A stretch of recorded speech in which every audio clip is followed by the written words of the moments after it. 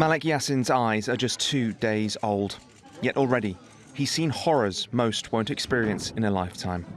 Born in Nusrat refugee camp in Gaza, his birth has been called a miracle, a tiny source of light in a place otherwise consumed by darkness. 2 days ago, Yassin's family home was targeted. Living there were women, children and elderly. Among those killed by the strike was a woman who was 9 months pregnant. She arrived at Al-Auda hospital and her newborn baby's life was saved.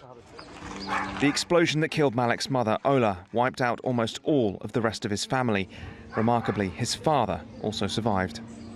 The deaths of his relatives, just some of those that make up the drastic increase in casualties from renewed Israeli attacks on central and southern Gaza.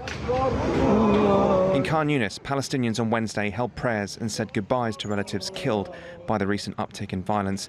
Israel's military said it had been operating in areas where it believed it was being targeted by rockets and fighting. Desperate civilians have repeatedly been told by the military to move. The United Nations has said that nowhere in the enclave is safe. Netanyahu is being embraced by the Americans. He'll be given food and drink, hosted in Congress, and while we are being killed and slaughtered, where should we go? The healthcare situation, meanwhile, continues to worsen. Video released by the World Health Organization showed a delegation visiting Al-Shifa Hospital in Gaza City on Monday. The facility was destroyed in March in the wake of an Israeli military operation here.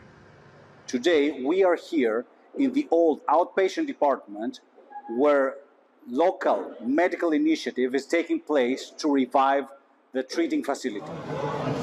The few medical facilities that still function here, like Nasser Hospital in Khan Younis, are unable to help everyone in need. On Tuesday, the UN said that 14,000 people in Gaza needed medical evacuation.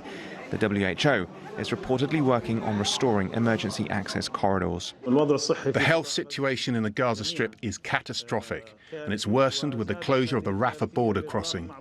A large number of people, in the thousands, have been waiting to travel abroad for treatment. We have more than 14,000 official referrals needing treatment abroad. The opening of the crossing is their only lifeline. Malik's mother may never have gotten to hold her son.